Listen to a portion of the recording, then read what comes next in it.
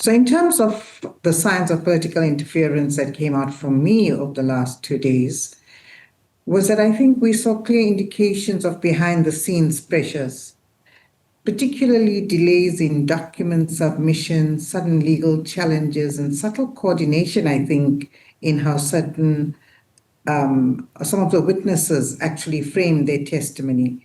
And I think by and large, the South African population who are actually watching the ad hoc parliamentary committee in particular, are presenting these views about each of the actors there who's giving testimony is actually carving a particular narrative. And I think what you can see in that narrative is the fact that they are being influenced and their responses are being shaped by their own parties.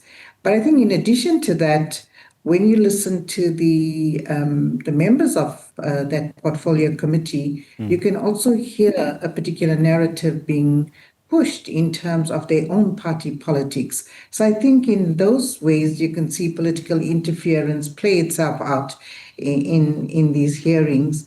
And I think also partly because of the fact that we know there are many political leaders who have actually been implicated. So I think each one of them is trying to protect their own, really, by and large. Mr. Mashayile, let's bring you in. You've worked closely with law enforcement as well as anti-corruption bodies as well in the country.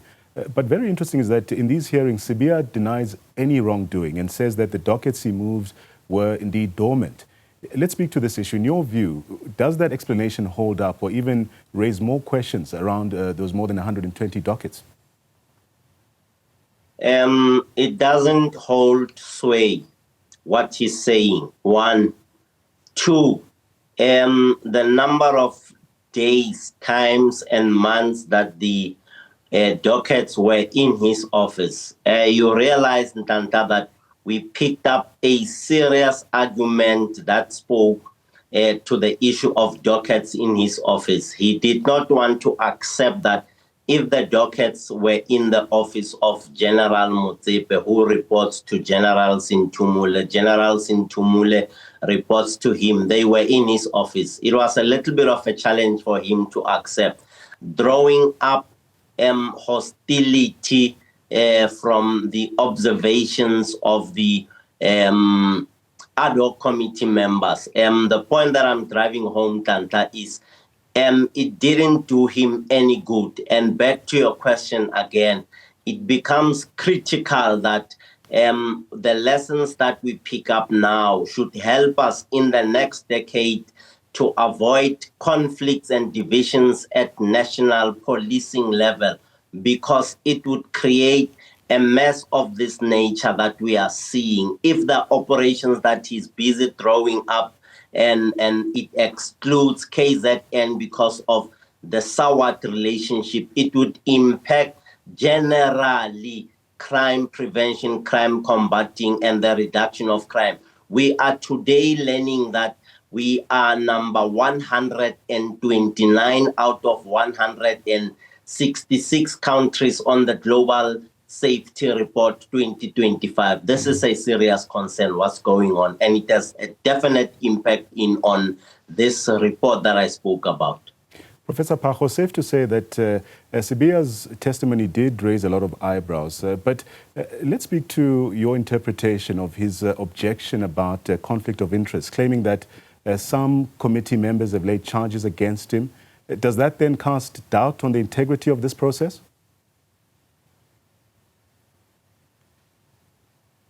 And good evening to the viewers. It's very interesting what is actually coming out of the processes that are in place. And for me, what is very critical, Nhlanhla, even before we can zoom into the actual he said, she said, pointing fingers kind of a game that is really playing out there. For me, and for what the general represented, on before South Africans and everyone else is that our governance, our professional wills are completely off. And somebody who has appointed him and many like him should have seen this coming, that he may not really be the right fit. He should seems like a square peg in a round hole, and it looks like somebody looked the other way, or they thought this will serve their interest very well. So that is the first point from my side. But the other point, which I think it's very critical, is that when we want to make sense of how the question of professionalization works in the not just the police, because you see for me the biggest frustration in Nhlanhla is that we are focusing on the police. Earlier there was a high level panel that Sydney Mufamadi led that focused on state security agency. We had a situation with one minister of defense at some point flying to go to a country that we did not even understand why would they use resources. We have big problems in home affairs. These are security issues that are facing the country. And if we are going to wait for a whistleblower to, in this particular instance where the General Nhlanhla Mkhwanazi has blown the whistle, and then the president put together a panel, it actually means that we are a country that is going to be reacting all the time. And for me, I want to question the leadership in place at this point in time and say, what are they reading into all these kind of issues? Because for me, these are symptoms. So we will spend all the money and all the time dealing with the symptoms. And the issue here is, what is the problem? Tonight we're unpacking the key moments from Lieutenant General Sibiya's testimony with our panel of guests. We will continue this discussion in a short while. Do stay with us. Thanks again for staying with us. We continue our chat this evening, of course, looking back at suspended Deputy National Police Commissioner Shadrack Sibiya's testimony in Parliament. He's blamed South Africa's high crime levels on poor coordination, but also keen to hear from you this evening, our viewers, on your observations regarding these hearings. We speak to Richard right now, who joins us on the line. Richard, give us a sense of what you've observed at the ad hoc committee hearings. Well, good evening, Nhlanhla, to you and your panelists and the viewers. I think what was really evident with General Sibiya's evidence is that it proved to us that National Commissioner instructed him to instruct the team to disband. And if the National Commissioner didn't want that instruction sent, he would have never cascaded it down in the first place. But second to that, the fact that there was an acting National Commissioner and sent an instruction in the police service, it had to be carried out. Another thing that surprised me a lot was the amount that was invested in the task team. The task team has utilized more than 500 million only in KZN, while the rest of the country has no resources. He mentioned places like Hanover Park, the Cape Flats, Eldorado Park. He's mentioned that all these areas have absolutely no resources, while only a few members from KZN, this PKTT, enjoy almost 100 million rands per annum over and above their salaries. And that should worry South Africans. In the eyes of the law, in our constitution, we are all equal. Be it a colored person in these colored areas or a black person in KZN, the resources should be shared equally. And that is a serious concern for the country. But I think his testimony was solid. Yeah. I think he stuck to his guns. And it's a breath of fresh air in comparison to the allegations by Mkhwanazi via WhatsApps and these hearsay stories with no cases being opened. But the last point I also want to make is that Brown Mokgotsi is still wandering around. And if he's part of the Big Five and he's a drug cartel, why is Mkhwanazi not arresting him? Kat Nhlanhla is already in custody. He's only being charged for attempted murder of his girlfriend. Mind you, he has no previous criminal convictions as his cases were withdrawn. So crime intelligence should have stepped up on these two characters. If there's a big five and General Khumalo's away and Nhlanhla Mkhwanazi is away, why don't they initiate the arrests? But those were my three main points tonight. I think General Sibiya was strong. He stuck to his point and he came with his paperwork. Besides being attacked by every member that was there, we still got clear signals to say instructions were sent. Right, Richard. Thanks so much. That's Richard joining us from Sandton, saying he was quite impressed with the testimony being delivered by General Sibiya. Let's go to Sanele in Mnambiti right now. Sanele, what did you make of the proceedings over the last 2 days? Ngiyaphila baba, ngiyathemba uyaphila now. Ngiyathi ngiyaphila futhi. Hayi mfowethu, ngithanda kakhulu mfowethu uma udriver lezi inhlelo efana nalezi. Uqhubeke mfowethu, uqhubeke njalo mfowethu. Imibuzo yakho kakhulu nendlela obahandlisha ngakhona ama-interviewers akhe is spot on. Brother, look, I'm very disappointed by General Sibiya's, presentation. Particularly, he was the one that was saying he wanted his day at the ad hoc committee. Firstly, to me, he came, he wasn't ready. He didn't even, because look, in all what the ad hoc committee's members that were submitting to him, he was just responding so generally. And even he didn't know even the operation of his own office according to the hierarchy of the SAPS. What can you call that? Because not that I'm taking sides, but I was expecting the very concrete lead or the evidence or anything that can give us the assurance that General Mkhwanazi, what he was saying, is all about alibi. But now, imagine, General Sibiya is not just a general, is not just an ordinary commissioner, he is a deputy commissioner. He got the responsibility that because on whatever allegation that was imposed to him, he missed a golden opportunity to give us a clear path that indeed this man is so innocent, or this man really,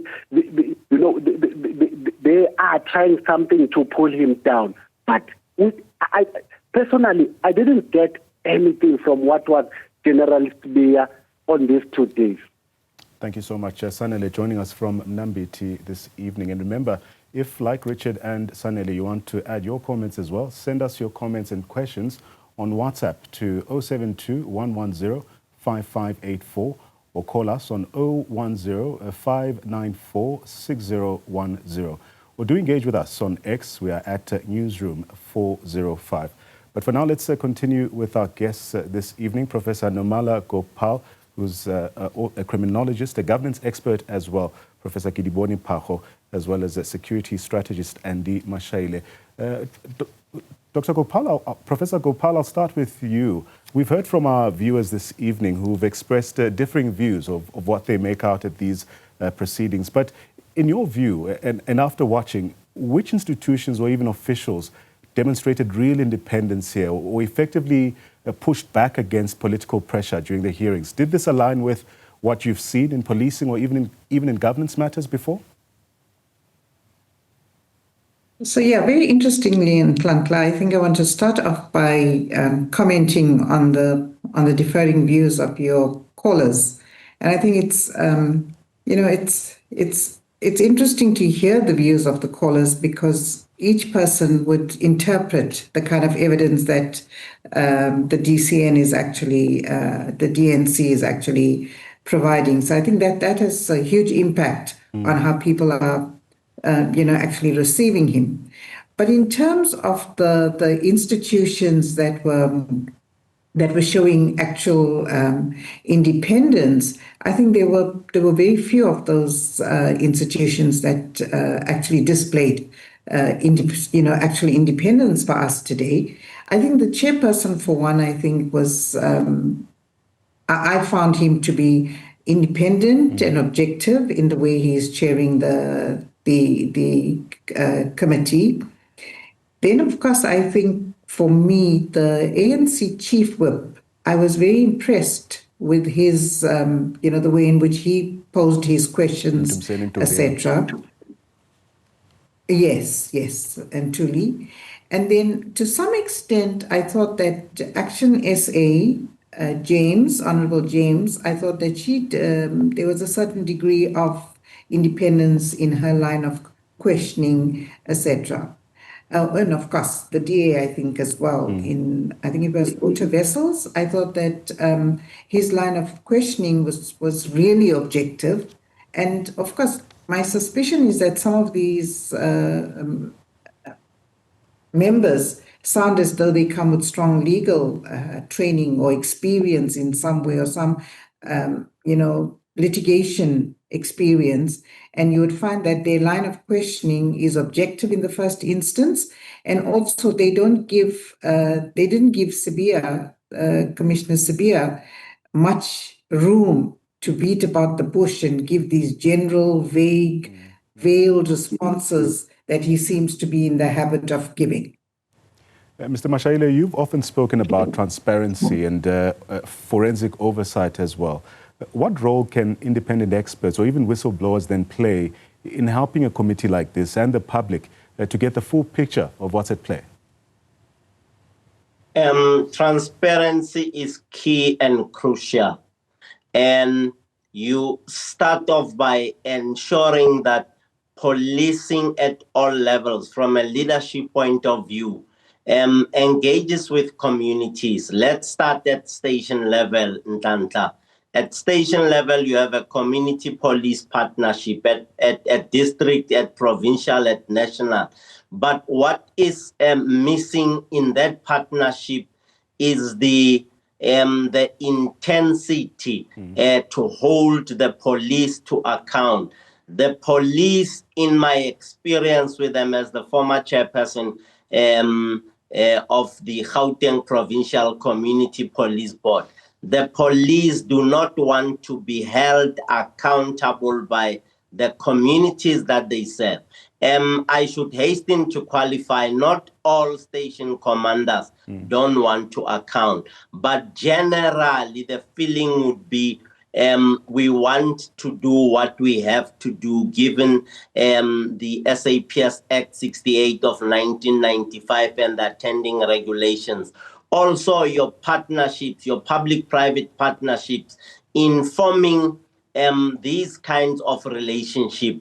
If and when the relationship is properly informed by the objective of ensuring that police operate effectively and efficiently, given their own tools that you sit for or around and analyze. Let's talk about your station crime combating forum, where every 5 days or every 7 days you meet and you sit, you look at the crimes of the previous week and its drivers and the successes as well as the challenges. So these are some of the critical issues that would have to escalate from station level until up to the National Commissioner's Office. Professor Pakgo, if wrongdoing or serious procedural failures are indeed confirmed through these hearings, what structural reform should follow in your view, both inside the SAPS and within Parliament's oversight mechanism? So, Nhlanhla, what is currently happening in South Africa is since 2022, the government has passed a document that is called the Professionalization of the Public Sector document. And this is really to try and find a way of saying, how can we make sure that the people responsible for our public sector, especially public officials, are able to, conduct themselves not only ethically, but that they are able to be agile and understand the needs of the societies they are serving. But what we have seen, which I think is what is lacking significantly, is to say, how do we intervene at the level where politicians are operating at the executive? And we don't have intervention so far. We do have instruments that guide us on what to do. For example, the Constitution and some legislation, the Public Finance Management Act, we have the Police Act, we have Public Service Act, but we don't really have the kind of training, intervention, educational programs that are dedicated to sort of educating or intervening in making sure that the police, the politicians who are involved within this sector, especially in this particular instance, the policing, are really able to understand the need for the separation of roles between administrators and politicians. And as long as this situation continues to perpetuate, we will now and again have this kind of moments that we don't know actually how to handle them, and then put in a commission, which I feel spends a lot of money, spends a lot of resources, including time and energies. But at the end of the day, we fail to prosecute. If you go back to how many commissions like this have been put in place, how many parliamentary processes like this have been put in place for the past few years, there are so many, but very little meaningful impact going forward. And this is why we are here, I think. Right, we continue our discussion in a short while and wrap up our thoughts from our panelists as well. And just an update, of course, Senzo Mkhunu, he's expected to give his side of the story when he appears at these hearings tomorrow. We wrap up the panel discussion in a short while. Do stay with us. Hello again, and thank you for staying with us. We continue our discussion zooming into General Sibiya's testimony at Parliament's ad hoc committee this week, but also reflecting on some of your WhatsApp messages. Let's take you straight there. Lingolo saying, "Evening, here's my view regarding General Sibiya's testimony. Clearly he is lying and he can't even get his story straight. He clearly underestimated the ad hoc committee and thought it was just going to be a simple thing." That's according to Lingolo communicating with us through WhatsApp there. Setu says, "Yo, General Sibiya, the more he talks, the more I get confused. When he responds to a question, he brings a lot of things that have nothing to do with the question. He's all over the place. He doesn't know where to find the document." Also holding their heads or raising their heads, hands to their head in shame there. Lebogang saying, "Whoever promoted General Sibiya to the SAPS hierarchy did this country an immense injustice. One couldn't make sense of what he was saying at the ad hoc committee. He just exposed himself to the accusations he's being accused of." That's Lebogang giving us their perspective there. Let me continue with my panel right now. I'll continue with you, Professor Nhlanhla Gopal. I did mention before the break that Senzo Mkhunu, the police minister, is on special leave. He's expected to give his testimony. Of course, a lot of Mkhwanazi's allegations centering around or fingering directly to the police minister. What do you expect when he takes the stand tomorrow? I don't expect anything much different from Sibiya's, Commissioner Sibiya's testimony. I think when Minister Mkhwanazi takes the stand, he himself is going to protect, of course, he has to protect himself because his head is on the line here. Of course, he probably will be more articulate, more prepared, etc., as compared to Commissioner Sibiya. But certainly he's going to be protecting himself. But I want to also add, it sounded as though it's, there's a subtle undertone here for me when I was listening to the testimony and the lines of questioning. There's a subtle undertone that Sibiya is being thrown under the bus by people within the ministry. And I won't be surprised if Minister Mkhunu throws him under the bus also, largely because he needs to protect himself. So that's what I'm expecting him to protect himself, and of course to refute or rebut General Mkhwanazi's allegations as well. And I think that's going to be top priority tomorrow. Thank you so much for that, Professor Gopal. Let's go back to our lines right now and speak to Malemane in Bushbuck Ridge. Malemane, you've also observed these proceedings. What do you make of Sibiya's testimony? Well, I believe that line has since dropped. Maybe let me go to you, Ntate Mashaile, as we wrap. What specific signs or developments should the public and media be watching out for, especially now that we are expecting to hear Senzo Mkhunu give his side of the story tomorrow? Ntanta, I think we should be prepared for a firefight between the minister and the ad hoc committee. And we should also expect the firefight amongst the members of the ad hoc committee because the minister comes from a certain party and members of that party would not just throw one of their own under the bus. Am I saying there is no integrity or objectivity in the people sitting on the committee? No, that's not what I'm saying. The point that I'm driving home is the minister will not at any point in time make it easier on the members of the ad hoc committee to throw him under the bus when it comes to recommendations and findings. Remember that one of the objectives of General Mkhwanazi was to get the minister out of the office, and he was successful in the suspension of the minister. And the second bullet point that General Mkhwanazi would be directing at the minister is to ensure that Minister Mkhunu does not return as the Minister of Police.